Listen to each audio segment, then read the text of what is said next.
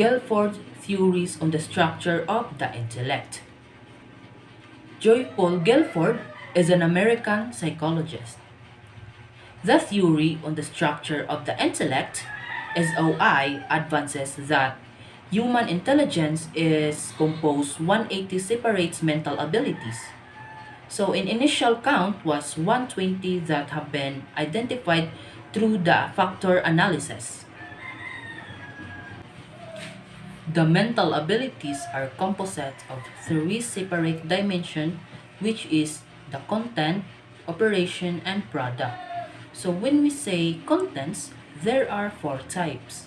So first, we have a figural. So the abilities are stimuli experienced through the senses: visual, auditory, olfactory, gustatory, and kinesthetic. So for example, there are shapes and forms, size, colors, sound, taste, temperature, intensity, and volume. So the second one is the symbolic. It's letters, numbers, symbols, or designs. The third one is the semantic or words ideas. An example of semantic word map can be found above. So the word transportation is broken down into three main types of possible transportation, like air, water, land forms of travel are broken down. A student who is trying to understand what transportation it means may be guided towards discussing forms of transportation they are familiar with, such as a boat, car, or airplane. And the fourth one is behavioral, and actions and expressions of thoughts and ideas. So when we talk about thoughts, we're referring to a lot of different mental abilities, including wishes, hopes, plans, predictions, judgments, and memories. And also, there are five kinds of operations. So number one, we have a cognition, the ability to gain, recognize, and discover knowledge. Cognition is the mental process of gaining knowledge and understanding through the senses, experience, and thoughts. Number two, memory, the ability to retain, store, retrieve, and recall the contents of thoughts. Number three, divergent, a production or the ability to produce a variety of the idea or solution to a problem. Divergent production is provide necessary control processes for adaptive problem solving. Self-regulation refers to behavior mediating, the initiating, sustaining, inhibiting, and shifting aspects of goals-directed actions. So number four, convergent. Production or the ability to produce a single best solution to a problem. Convergent thinking occurs when the solution to a problem can be deduced by applying established rules and logical reasoning. So this type of reasoning involves solving a problem within a context of known information and narrowing down the solution based on logical inference. Number five is evaluation, the ability to render judgment and decide whether the intellectual content are correct or wrong, good or bad. The ability to combine personal qualities with relevant knowledge and experience to form opinions and make decisions is the core of exemplary leadership.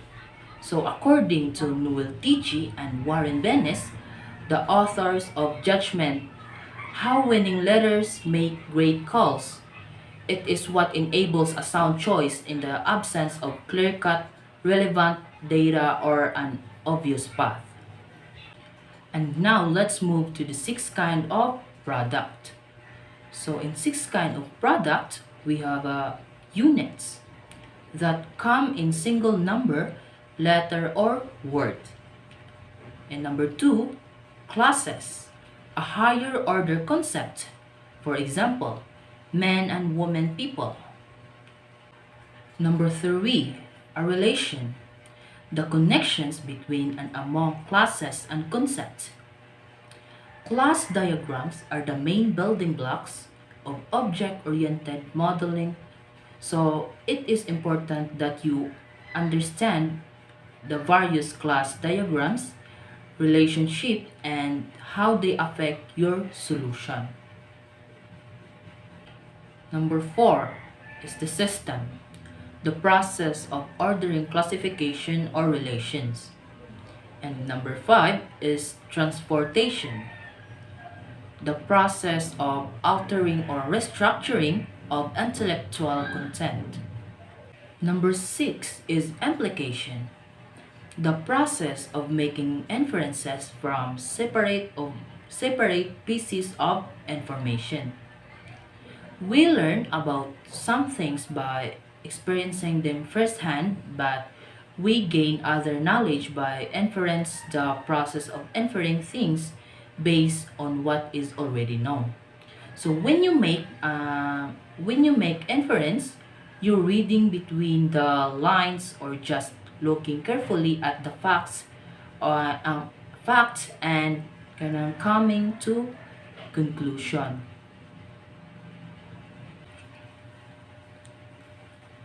So the following example illustrate three closely related abilities that differ in terms of operation, control, and product.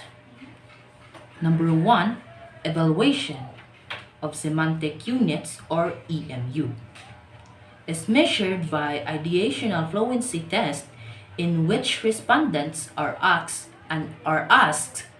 to make judgment about concepts.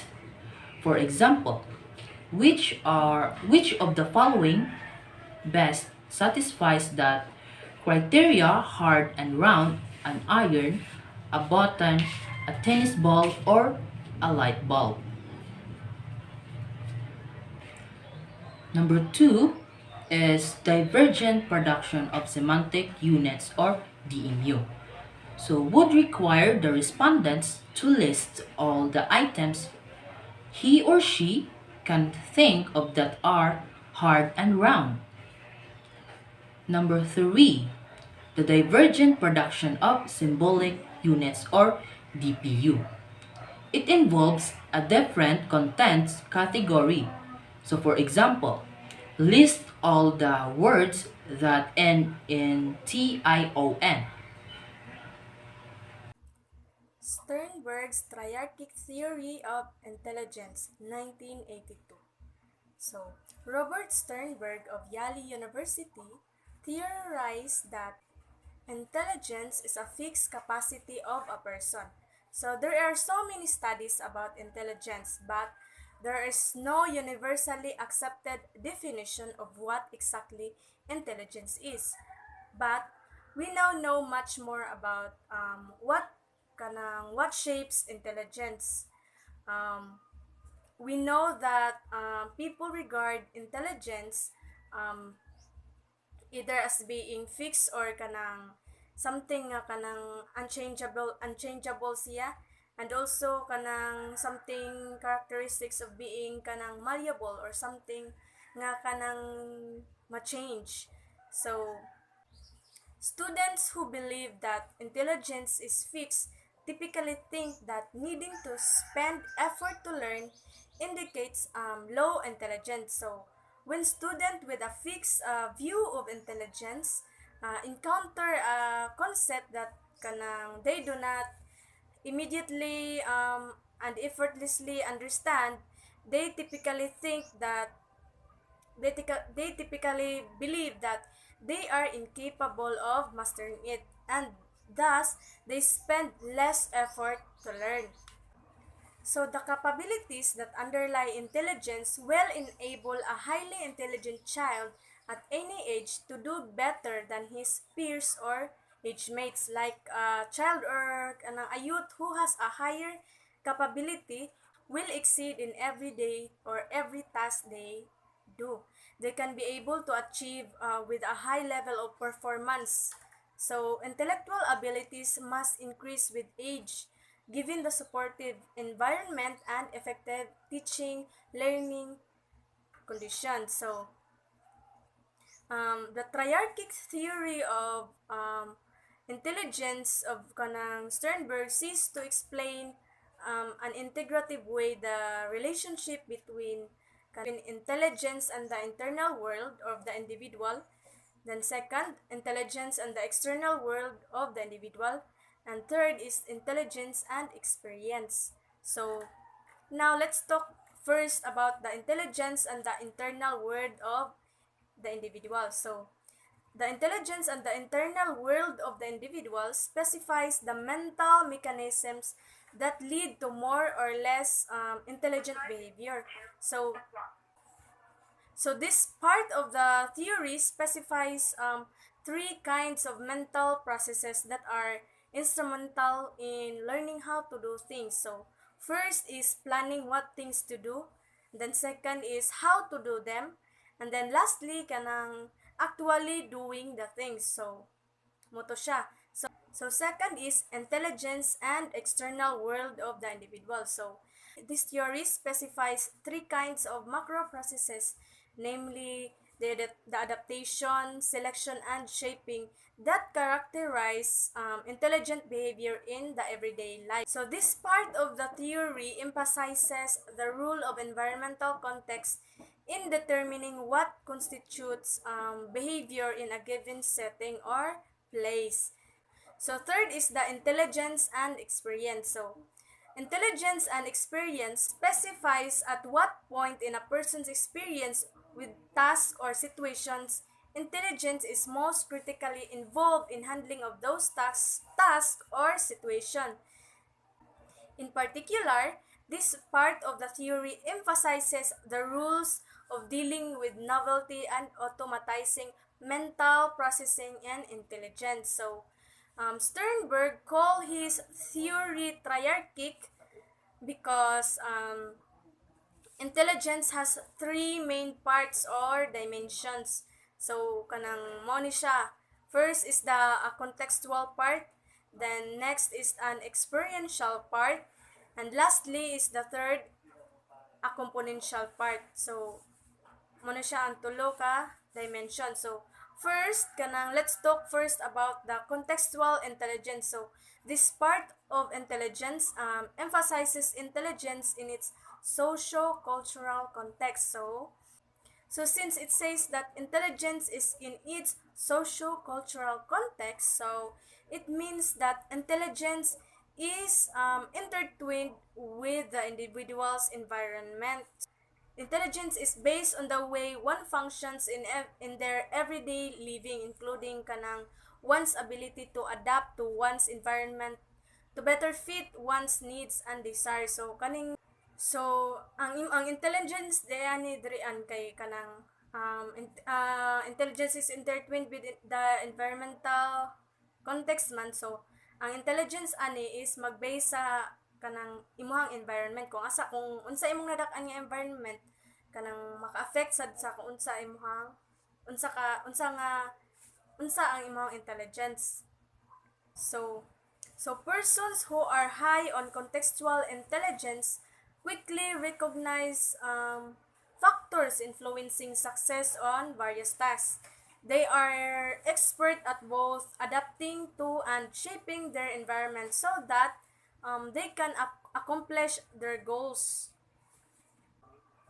So next is the experiential intelligence. So this part of intelligence emphasizes insight and the ability to formulate new ideas and combine seemingly unrelated facts or information. So the experiential intelligence kay kanang nag-focus siya sa capacity to be intellectually flexible and innovative.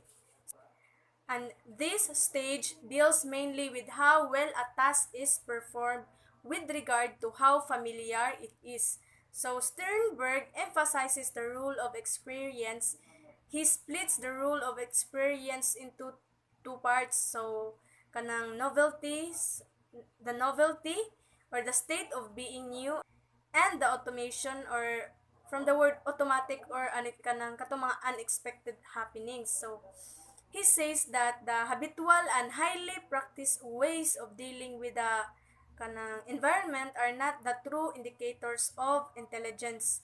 So rather kanang it is the way a person respond to an event that is novel and unexpected that will show how a person how smart a person is, or masukod ang imong intelligence based on how you respond to the situation. A novel situation is one that has not been experienced before. So people that are expert at managing a novel situation can take the task and find new ways of solving it that the majority of people nga wala naka-notice. So on the other hand, a process that has been automated has been performed multiple times and can now be done with little or no extra thought. So once a process is automatized, it can be run in parallel with the same or other processes. So at the end of the automation, one has become familiar with a given task or situation and can now handle with it in minimal thought. But the problem with novelty and automation is that being skilled in one component does not ensure that you are skilled in the other. Next is the componential intelligence. So componential intelligence emphasizes effectiveness in information processing. So Sternberg defines componential intelligence as underlying cognitive mechanism that carry out the adaptive behavior to novel situations. So this form of intelligence focuses on academic proficiency. So componential intelligence is the most recognized forms of intelligence and also is what most IQ tests measures. So this includes with the use of analytical skills, logic skills, abstract skills, verbal skills, and mathematical skills that a person acquired through education and experience. So persons who are high on componential intelligence do very well in abstract thinking and also are able to process information effectively.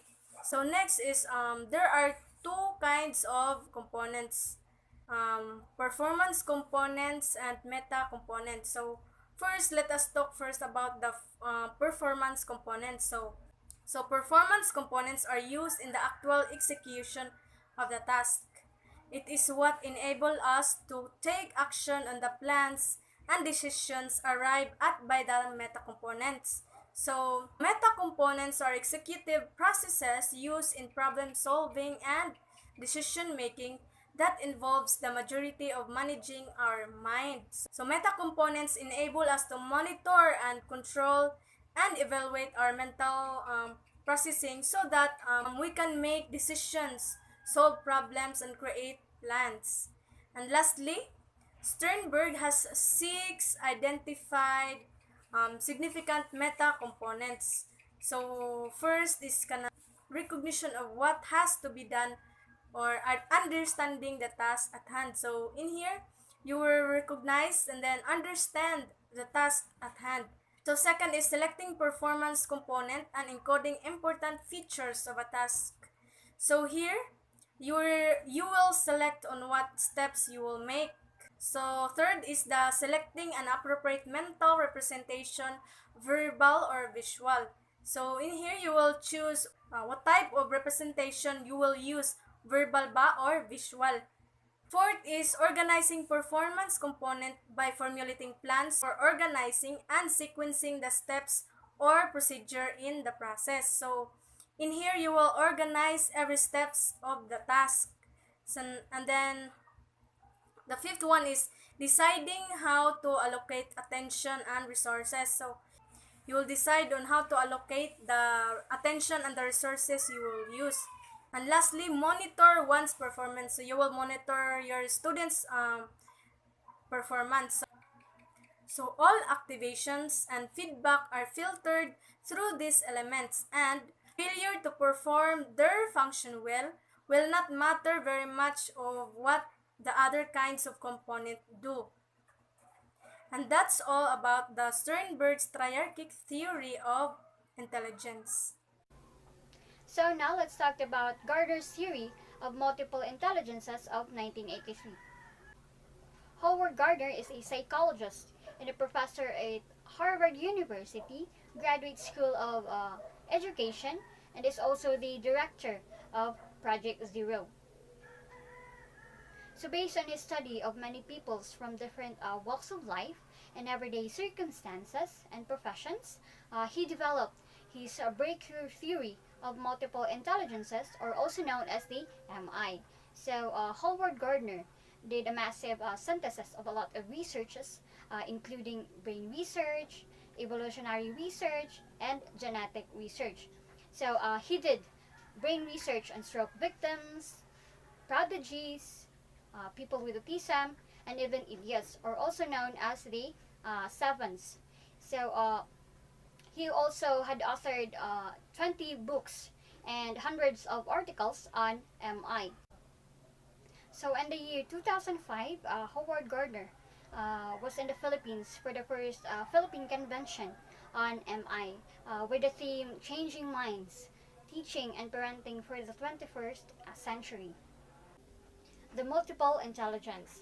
So the MI theory, advances that in teaching anything, a parent or a teacher can draw on a child's many intelligences, which are the linguistic, logical mathematical, bodily kinesthetic, the spatial, the musical, the interpersonal, and the naturalist.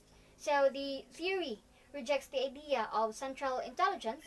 Rather, as the author says, it subscribes to each of his own learning style. Gardner emphasizes that the MI is originally not an educational theory. It is a theory on how the mind is being organized and developed. So, as opposed to the general intelligence, which implies that there is one computer in the brain that determines whether a person will be competent or incompetent at everything. He describes the mind as having 7, 8, 9, or even dozen different computers.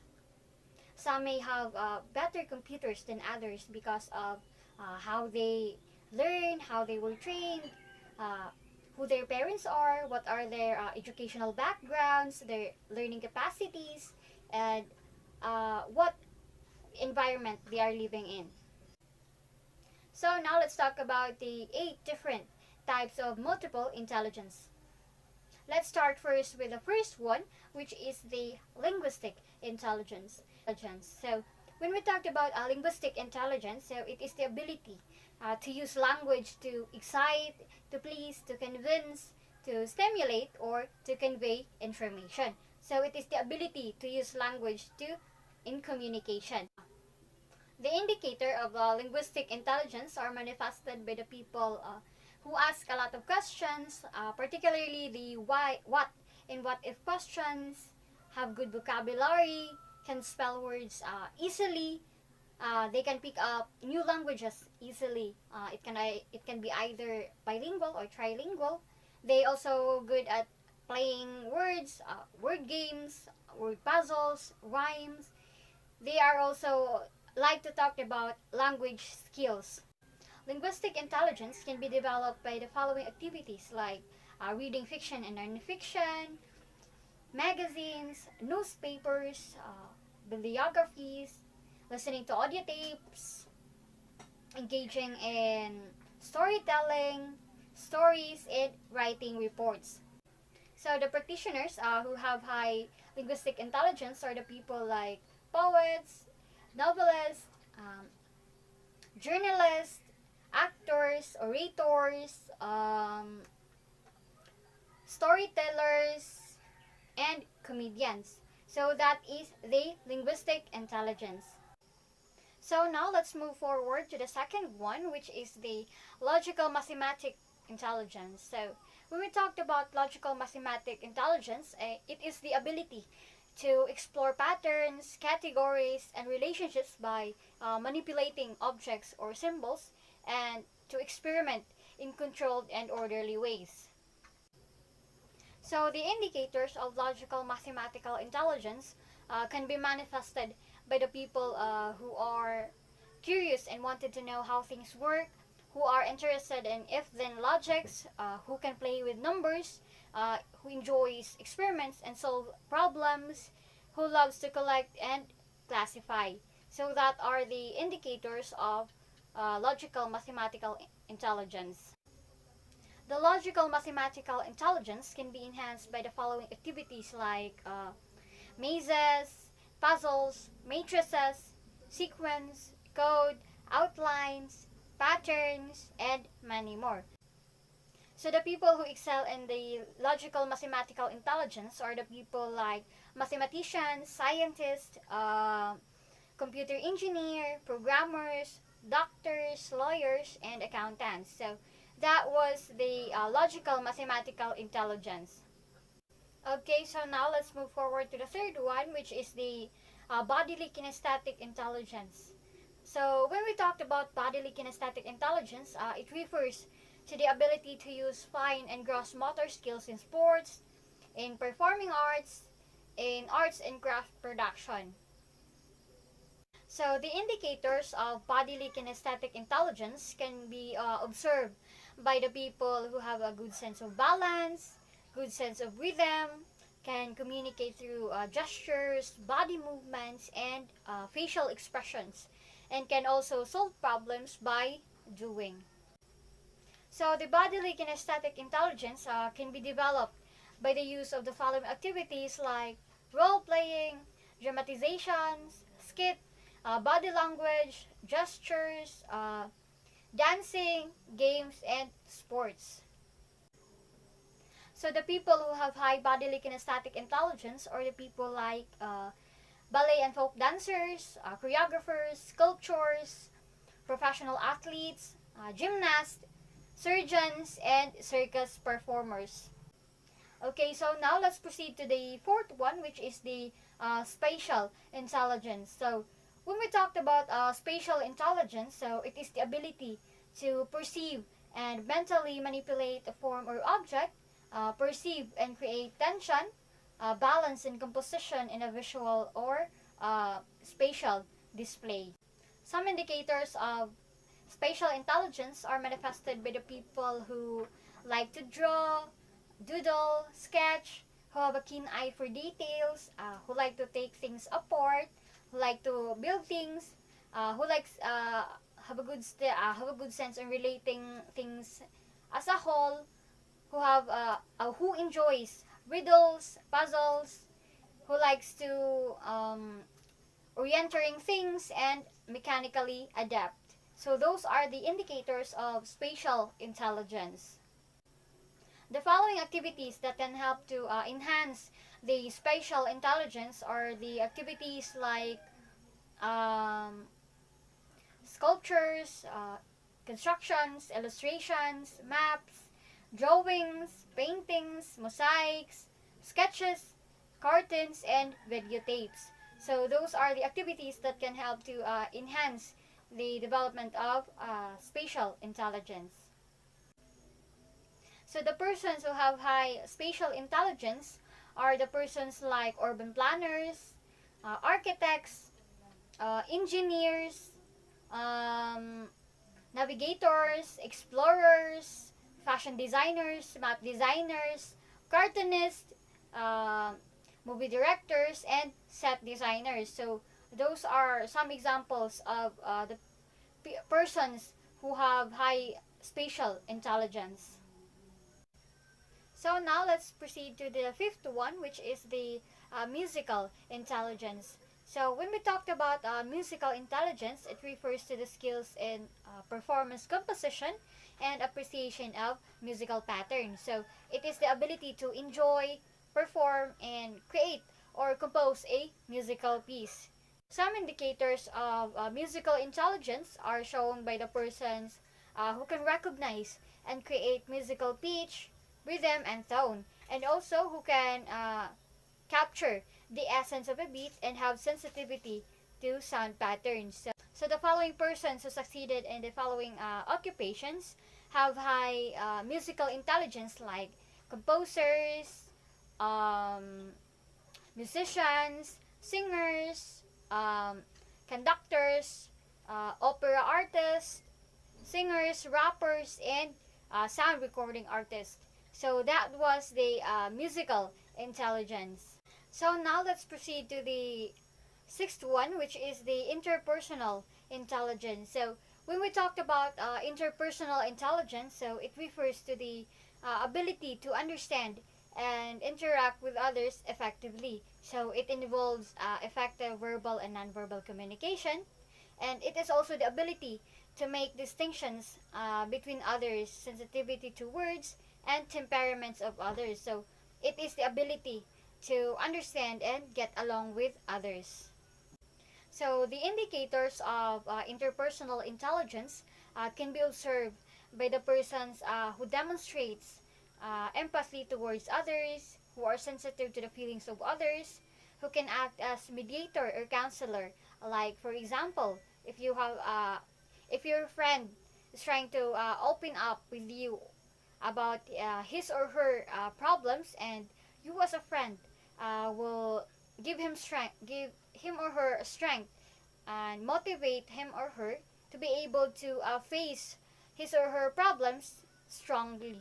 So the activities that can help to develop interpersonal intelligence includes group projects, charts, dialogues, social interactions, group works, um, sports, games, and challenges. So those are the activities that can be helpful in developing interpersonal intelligence. So the people who succeeded in the following occupations have high interpersonal intelligence are the people like nurses, doctors, teachers, instructors, nuns, nurses, managers, and tour guides. So they are the one who are who have high interpersonal intelligence. So that was the interpersonal intelligence. So now let's proceed to the seventh one, which is the intrapersonal intelligence. So when we talked about intrapersonal intelligence, it refers to the individuals who are good at being aware of their own emotional state, feelings, and motivation. So it is the ability to gain access to and understand one's inner feelings. So the indicators of intrapersonal intelligence can be observed by the people who are goal oriented, who can develop plans carefully, who are aware of their own strengths and weaknesses, and confident of their own abilities and knows their limitations. They are also self-regulating and self-directing. They do not need anyone to tell them what to do and how to do it. They also know how to express their own thoughts, opinions, and feelings freely to others. They also like to motivate themselves in order to engage more into activities and projects. So those are the indicators of intrapersonal intelligence.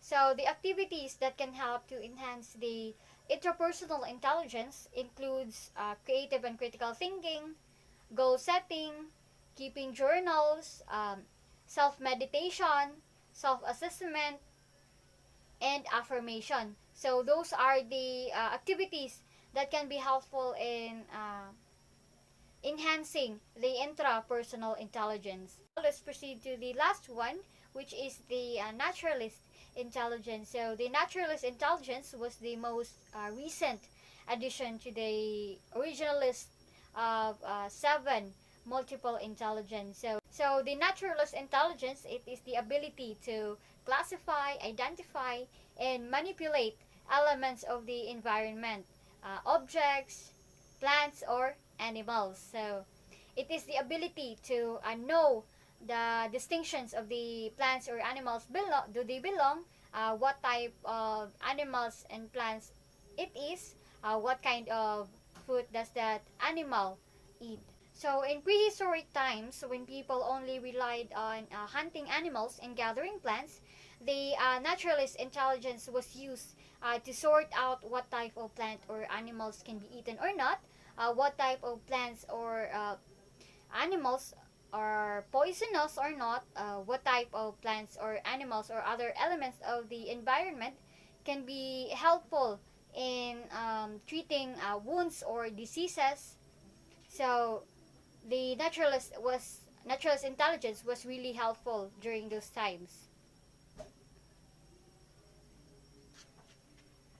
So the person so a person who has the naturalist intelligence abilities is more likely to be sensitive in the changes of the plants growth, the animals development, who is sensitive to the weather changes and other similar environmental factor.